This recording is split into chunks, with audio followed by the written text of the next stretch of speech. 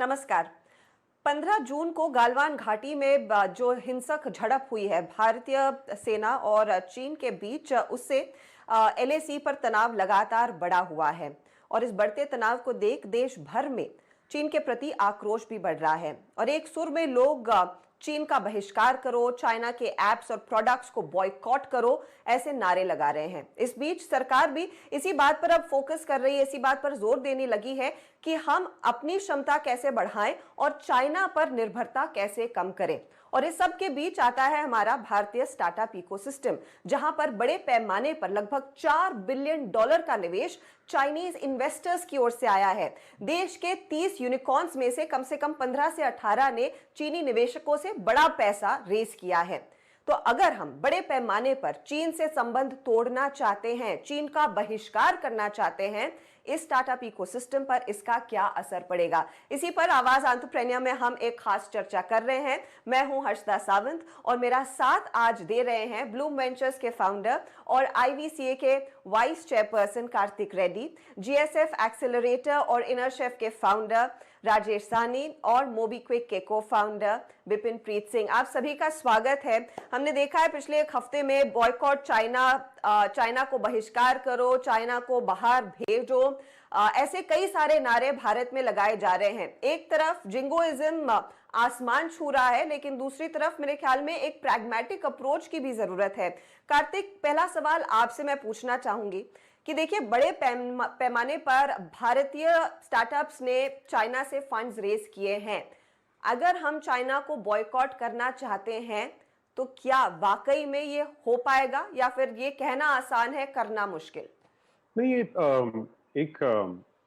एक साइकिल के अंदर बीच में ऐसे रोड ब्लॉक्स लाना सबके लिए मुश्किल हो जाता है, क्योंकि ऐसा नहीं है कि हम शुरुआत से किसी तरह के लॉस को इम्प्लीमेंट कर रहे हैं। जहां पे ऑलरेडी ये इन्वेस्टमेंट हो चुकी है, वहां पे कंपनी को जाके मकसद देना कि बिना चाइनीज इन्वेस्टर्स का आप बनाते रहिए कंपनी, थोड़ा मुश्किल हो जाता है। तो आप जैसे बोले थे, एक प्रैक्टिकलिटी देखना चाहिए इस मामले में। और जो गवर्नमेंट की इनिशियल डायरेक्टिव आई है कि नहीं, वो ये नहीं कह रहे कि हम इन्वेस्टमेंट बंद करेंगे। ऑफ कोर्स ये इंसिडेंट जो जिसकी आपने जिक्र किया है वो बाद में हुआ है।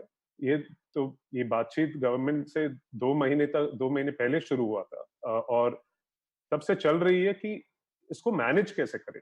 2 चीजें थे इसमें, I think even before this incident, कि हम चाइनीज इन्वेस्टर्स को ये एडवांटेज नहीं लेने देंगे कि अच्छे इंडियन एसेट्स में लो प्राइसेस पे आके खरीद ले इन एसेट्स को, वो पब्लिक मार्केट्स के एसेट्स हो या प्राइवेट मार्केट्स के एसेट्स हो या स्टार्टअप्स हो। तो पहला आई थिंक इनिशियल जो इनका इनिशिएटिव था गवर्नमेंट का, वो इस डायरेक्शन में था। फिर उसमें आपको एसेट्स अलग अलग देखना चाहिए, एक ही रूल सबके लिए अप्लाई नहीं हो पाएगा। जहां पे छोटे से स्टार्टअप्स कभी-कभी इनके कुछ इन्वेस्टर्स, ये कैपिटल चाइना से आ सकती है, कुछ स्ट्रेटेजिक इन्वेस्टर्स हैं जैसे अलीबाबा और टेंसेंट, और कुछ इन्वेस्टर्स हैं जो चाइनीज ओरिजिन के हैं बट उनके पैसे चाइनीज थोड़ी हैं। वो कई दुनिया भर के इन्वेस्टर्स से, जैसे हम रेज करते हैं, वहां से रेज होके फिर इंडिया में आती है। तो इंटरनेशनल इन्वेस्टर्स को अगर आप ओपन आर्म्स, खुले हाथ इनवाइट कर रहे हैं, तो ये छोटे छोटे डिटेल्स में अगर आप फंस जाएंगे, हाई क्वालिटी मनी को ब्लॉक कर देंगे। तो हम गवर्नमेंट को ये रिप्रेजेंटेशन दिया है कि हम ऑब्वियसली फुली सपोर्टिव ऑफ जो भी इंडियन गवर्नमेंट चाहती है, बट ऐसे क्लैरिटी दे हमें कि कौन सा कैपिटल कहाँ कितने परसेंटेज ऑफ कंपनी को खरीद सकती है। ओके, तो क्लैरिटी की मांग आपने सरकार के सामने रखी है। राजेश, इस पर मैं आपकी राय लेना चाहूंगी, क्योंकि देखिए, आपका एक्सेलरेटर कई कंपनियों को बैक करते आया है, आपने कई स्टार्टअप से बात की है, ऑफ लेट गाइड भी कर रहे हैं। स्टार्टअप्स के बीच मूड क्या है? क्योंकि ऐसे कई लोग हैं जिन्होंने पैसा रेज किया और उसका आधा मिला, बाकी आधा आना बाकी है। इस तरह की स्थिति में एक स्टार्टअप फाउंडर तो दुविधा में फंस ही जाएगा कि मेरे आगे के निवेश का क्या होगा, मेरे आगे के स्केल प्लान का क्या होगा। आप किस तरह की क्लैरिटी चाहेंगे? क्या आपको लगता है कि चाइना से संबंध तोड़ना आसान है? देखिए, we are living in an interconnected world where जहाँ पे चाइना ने पिछले 15-20 साल में बहुत अच्छी प्रोग्रेस करी है टेक्नोलॉजी में। एंड एज यू सेड कि उन्होंने $4 बिलियन इंडियन स्टार्टअप इकोसिस्टम में पिछले 5 साल में लगाया है। तो मेरा विचार ये है कि हमें अगले 10 से 25 साल तक देखना है और अपने टेक्नोलॉजी इकोसिस्टम को अपने पैरों पे खड़ा करना है। ये हमारी सबसे बड़ी प्रायोरिटी है। Of course we need capital, Indian capital चाहिए, अमेरिकन कैपिटल भी चाहिए, यूरोपियन भी चाहिए और चाइनीज भी चाहिए। और अगर आप चाइना में भी देखें, उन्होंने भी अपनी ऐप इकोनॉमी जो है बाहर की कैपिटल से ही बनाई। अमेरिकन इन्वेस्टर्स को उन्होंने इन्वेस्ट करने दिया और उनको पैसे बनाने दिए, बट उन्होंने अमेरिकन इन्वेस्टर्स को कभी अपने जो बड़े एसेट्स हैं उनको ओन नहीं करने दिया। अलीबाबा अभी भी जैक मा ही ओन करते हैं, टेंसेंट पोनी मा ही ओन करते हैं। तो ये स्ट्रेटजी में नुआंस लाना इंडियन गवर्नमेंट के लिए बहुत जरूरी है। मेरा पर्सनल विचार है कि जो investments which are within a prescribed norm, let's say 25%, 30%, without having any strategic control of our big companies, it should be welcome, and in fact we should welcome capital from across the world। तो वो हमारी जरूरत है। But उसके अलावा हमें एक और चीज देखनी है कि हम चाइना के डिजिटल स्लेव ना बन जाएं। ये बहुत बड़ा रिस्क है, बिकॉज सबसे जरूरी इकोनॉमी का पार्ट हमारा है tech economy. Technology and digital economy will contribute 25% of our GDP. We are building a $1 trillion economy, tech economy in India. वो हम उनको एक प्लेट पे ना दे दें। अभी आप देखिए हमारा मोबाइल इकोसिस्टम, हमारी 5G टेक्नोलॉजी, 5G टेक्नोलॉजी में तो जैसे हुआवी, ZTE जैसी कंपनीज हैं, उनके बहुत घनिष्ठ रिलेशनशिप है कम्युनिस्ट पार्टी से। तो उसमें हमें देखना चाहिए कि हमारा national safeguard security is protected. Then mobile में देखिए अभी 90% कंपोनेंट्स चाइना से आ रहे हैं। ये बहुत बड़ा रिस्क है हमारी सप्लाई चेन पे। हमें एक अपॉर्चुनिटी मिल रही है कि हम एक ऑल्टरनेट सप्लाई चेन चाइना की बनाए मोबाइल पार्ट्स के लिए। Future will belong to digital world, and उसको हम एक प्लेटर पे चाइना को दे रहे हैं, वो तो भी फेयर नहीं है। और इसी की वजह से $60 बिलियन ट्रेड सरप्लस ये इनफैक्ट एक बहुत इंपॉर्टेंट पॉइंट आपने रेज किया कि हमारे सामने एक अच्छी खासी अपॉर्चुनिटी है। हम चीन को जो मौके दे रहे हैं अपने आप को भी दे सकते हैं, भारतीय एंटरप्रेन्योर्स, भारतीय इकोसिस्टम को दे सकते हैं। इस पर मैं विपिन की राय लेना चाहूंगी। विपिन, इनफैक्ट ये पूरा जब मामला सुर्खियों में आने लगा, मुझे याद है आपने एक ट्वीट डाला था कि देखिए हम एक ऐसी कंपनी है जो कंप्लीटली मेड इन इंडिया है और हमने बिल्कुल चाइनीज पैसा रेज नहीं किया है। आई एम श्योर आपको गर्व है कि आपने चीन से बिल्कुल संबंध नहीं रखे हैं, लेकिन इस समय एज एन इन्वेस्टर आपके कई सारे पियर्स हैं, दोस्त हैं, जिन्होंने विदेशों से बड़े पैमाने पर पैसा रेज किया है, चाइनीज मनी उनकी कंपनियों में है। उनका क्या आपको लग रहा है कि उन्हें संबंध पूरी तरह से तोड़ देने चाहिए, यहां से आगे चाइना से फंड्स नहीं रेज करने चाहिए?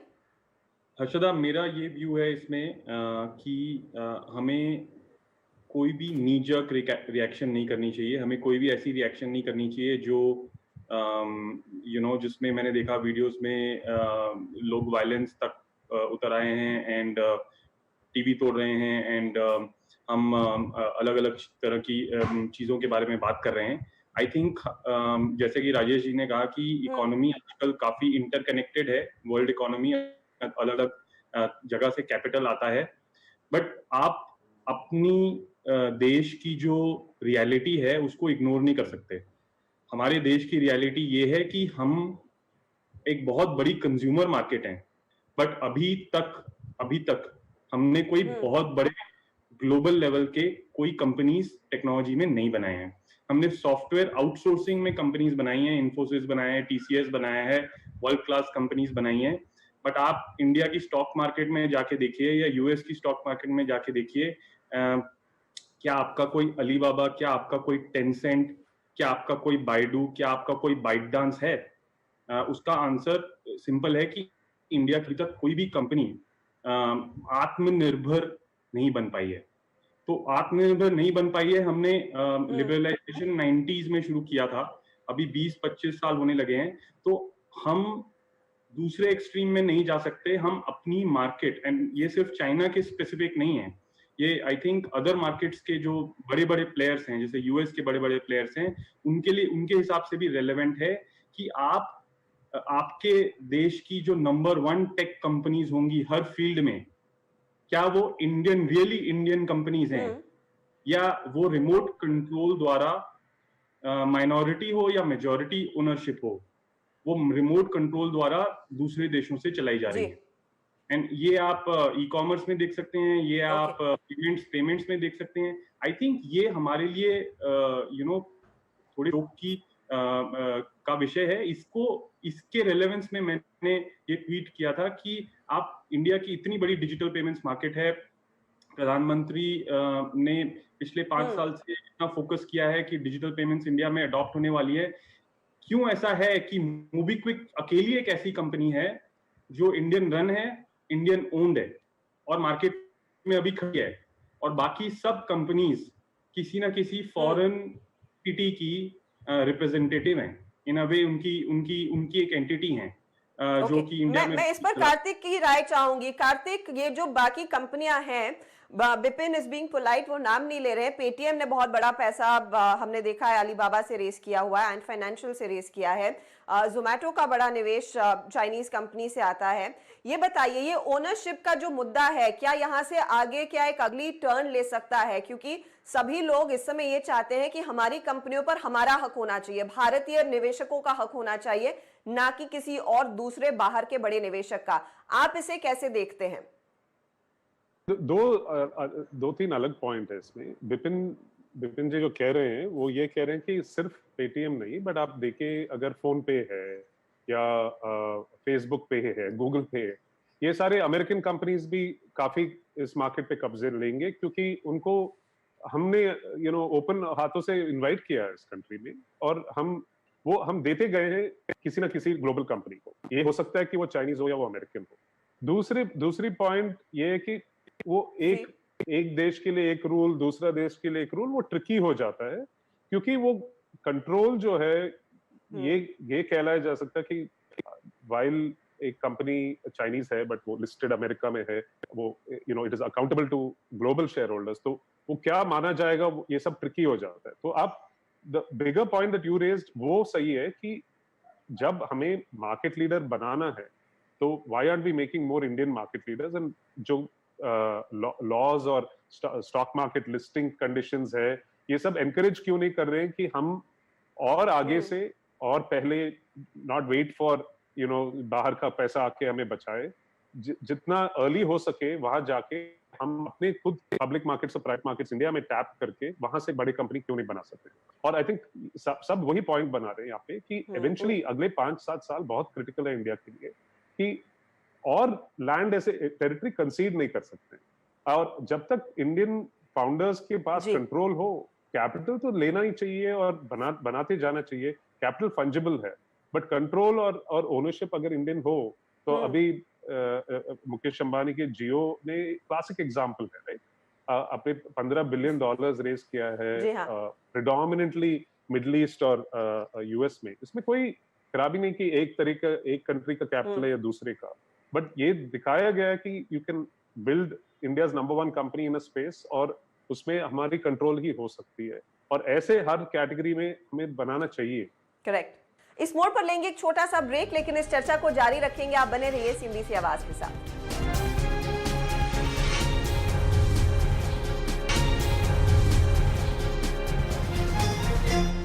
Welcome back. आप देख रहे हैं आवाज एंटरप्रेन्योर, और आज हम चर्चा कर रहे हैं कि क्या हम चाइनीज पैसे को गुड बाय गुड लक कह सकते हैं, और इसका इंपैक्ट स्टार्टअप इकोसिस्टम पर क्या रहेगा।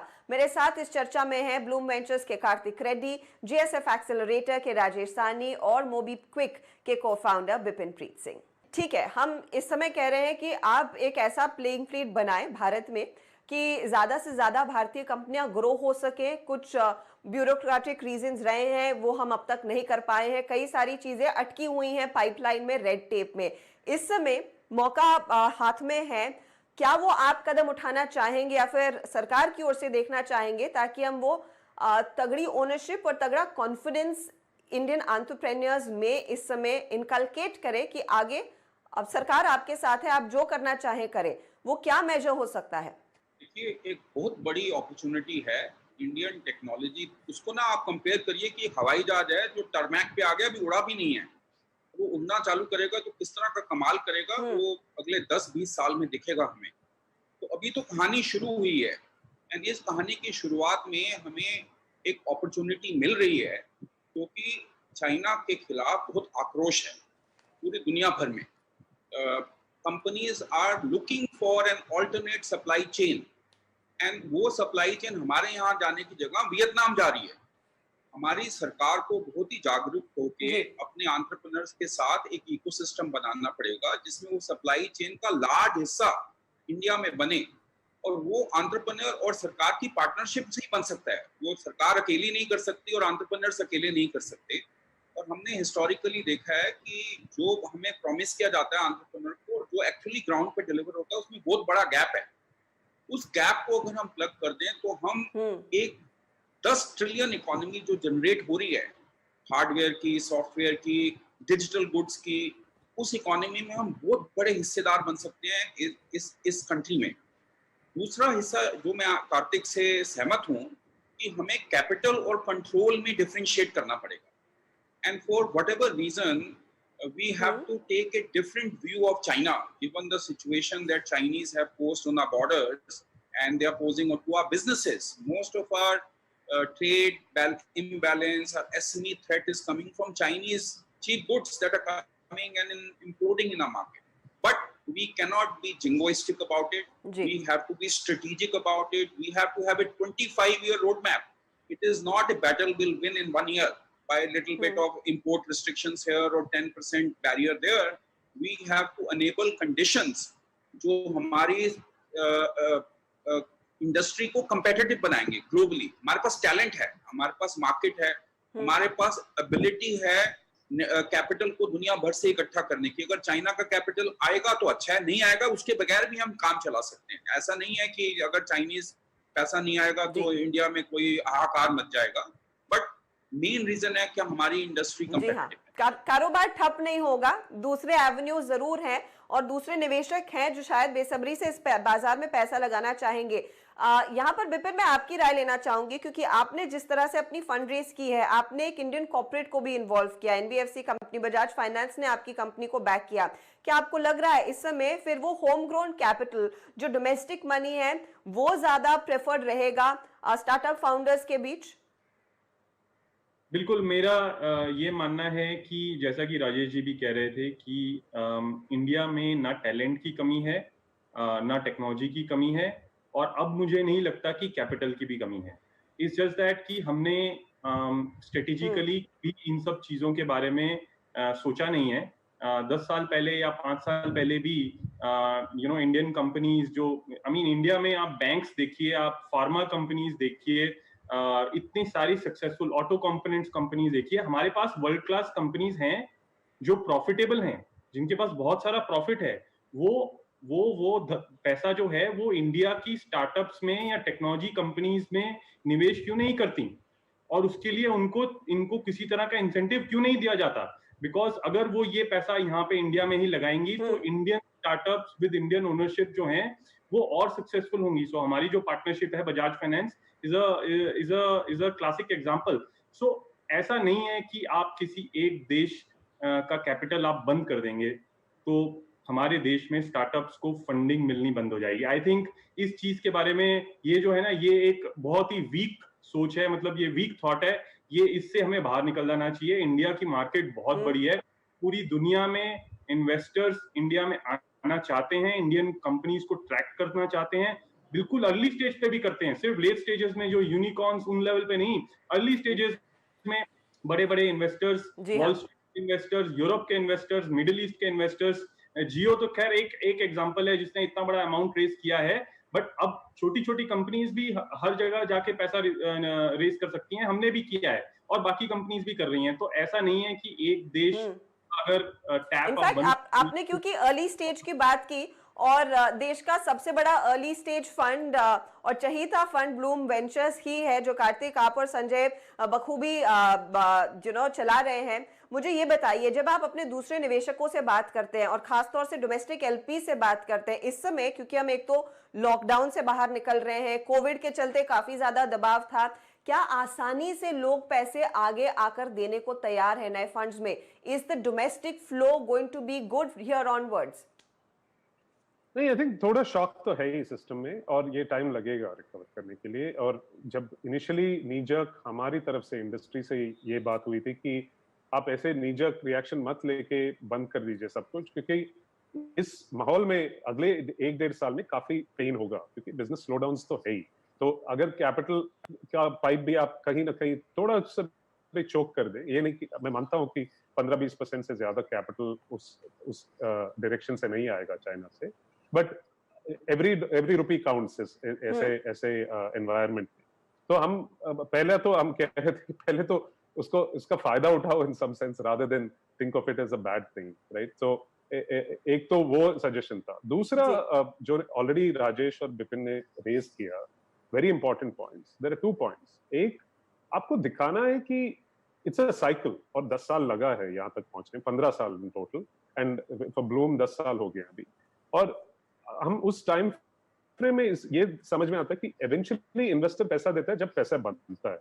तो इंडिया में वो टेक में बहुत सारे एग्जिट्स और आईपीओज और एमएनडीज हुए हैं, बट इतने नहीं हुए कि वो उतना कॉन्फिडेंस के साथ सब आने के लिए लाइन लगे हुए, और वो क्रिएट करना है हमें, वो एनवायरनमेंट तो क्रिएट करना ही पड़ेगा। दूसरा, इंडियन मनी को उत्साहित करके स्टार्टअप्स में डालने के लिए टैक्स कुछ ना कुछ इंसेंटिव देना ही है। As of today private companies में after the startup program is been started 4 साल पहले, अभी भी आपको शक लग के आप उनको सेपरेटली ट्रीट नहीं कर पा रहे हो, उनको कैपिटल गेन्स का पैरिटी नहीं दे पा रहे हो पब्लिक मार्केट से, तो कहां से इंसेंटिव होगा कि हम इस पे पैसे डालें और रिस्क कैपिटल लें? Highest risk capital, highest level of new employment is being created by startups. आधा से ज्यादा पैसा वापस इनकम टैक्स में ही आ जाता है वापस गवर्नमेंट के पास। अब 10 साल के बाद के कैपिटल गेन्स के चिंता में कि कोई ना कैपिटल गेन्स गलती से नहीं बना दे, उस हिसाब देखेंगे तो आप you are missing the wood for the trees. Basically अच्छा खासा मौका है कि आप इंडियन कैपिटल को चैनलाइज करें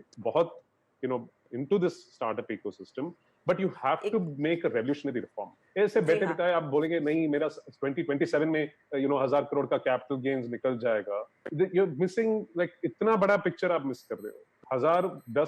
hundreds of thousands of crores of value can be created, और आप वो एक कंपनी का प्रॉफिट पे कितना कैपिटल गेन्स बन सकते हैं वो गिनती कर रहे हैं। सो these are generally, हम अभी नहीं, कोविड के पहले, चाइना के पहले, हम 5 साल से यही कह रहे हैं गवर्नमेंट को कि आप अनलीश करो इस पावर को। ये जो टैलेंट और टेक्नोलॉजी के साथ कैपिटल भी इंडिया से जनरेट करवाइए और हिम्मत दीजिए इंडियन कैपिटल को, and we will be world beaters, but वो हुआ नहीं है। तो शायद ये सरकार के सामने फिर से एक और मौका आ रहा है चाइना के थ्रू ही सही, कि देखिए आपको अब ऐसा माहौल क्रिएट करना है कि डोमेस्टिक कैपिटल को और बढ़ावा दिया जाए, और खास बात से जो टैक्सेशन की अब बात कर रहे हैं, जो लगातार हम हर साल चर्चा करते हैं लेकिन वो पैरिटी नहीं मिल पा रही है रिस्क कैपिटल को इस समय शेयर मार्केट के निवेश के सामने, वो होपफुली होता हुआ दिखाई दे। इस चर्चा को हम लंबा खींच सकते हैं क्योंकि कई सारे मुद्दे हैं बात करने के लिए, लेकिन वक्त की कमी है मेरे पास, तो मैं आज यहीं पर आप सभी से इजाजत लूंगी। विपिन, राजेश साहनी और कार्तिक, आप तीनों का बहुत बहुत शुक्रिया इस खास चर्चा में जुड़ने के लिए, धन्यवाद। इसी के साथ वक्त हो रहा है एक ब्रेक का, आप बने रहिए CNBC आवाज के साथ। नमस्कार।